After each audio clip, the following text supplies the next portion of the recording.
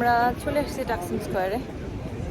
Metro station থেকে বের হওয়ার সাথে সাথেই একটা চমৎকার মসজিদ, খুবই সুন্দর জায়গা।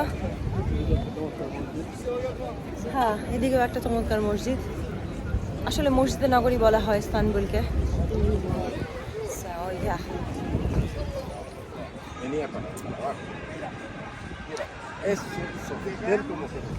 এটা পেছনে এটা সম্ভবত একটা ওয়ার মেমোরিয়াল, কারণ 1339 সাল লেখা আছে এখানে। So I think so.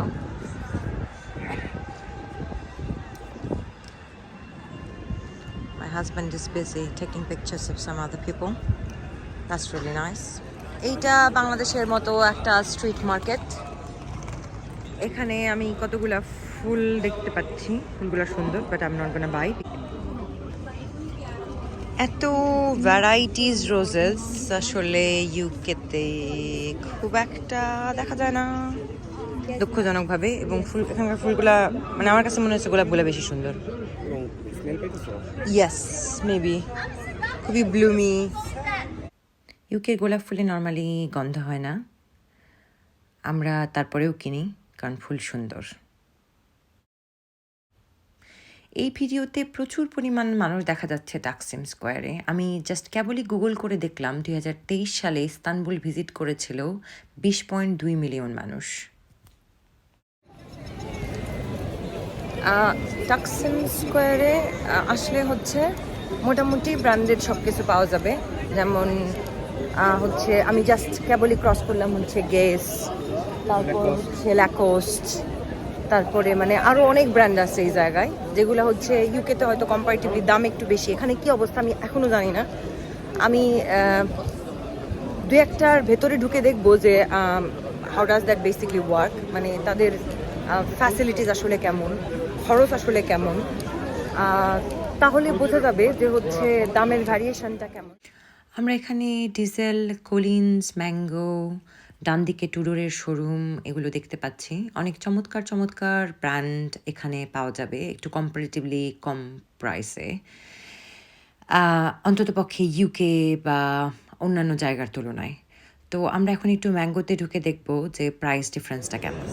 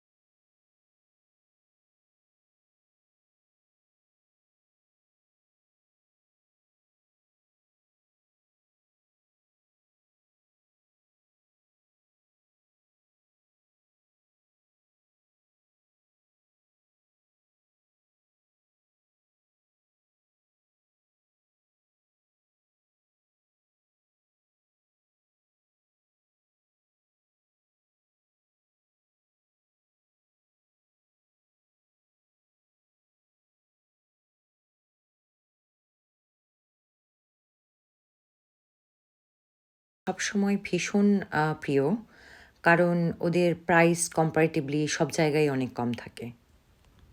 এখানে আমার কাছে প্রোডাক্টের দাম কম্পারেটিভলি লন্ডনের ম্যাঙ্গো শোরুমের থেকে কম মনে হয়েছে। যদি কেউ শপিং করতে চায় আসলে এখানে, তাহলে আমার মনে হয় রিকমেন্ডেড করা যেতে পারে আর কি।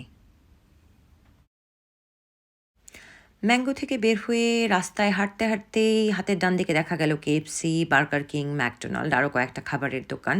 সাথে রয়েছে গোল্ডেন রোজের একটা শোরুম।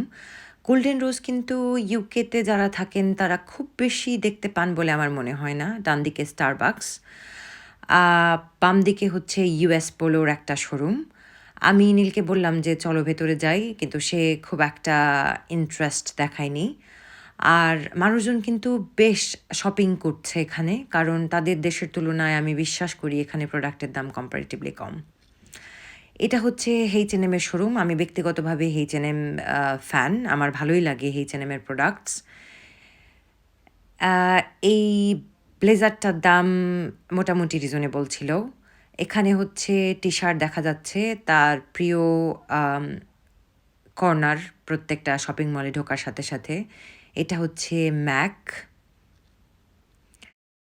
আমাদের টাকসিম স্কোয়ার ঘোরা এবারের মতো শেষ। এখন আমরা ব্যাক করব আবার কাবাতাসে। ওখান থেকে আশেপাশে আবার একটু ঘুরে টুরে দেখব। আজকের ভিডিও এখানেই শেষ করছি। সবাই ভালো থাকবেন, সুস্থ থাকবেন। বাই।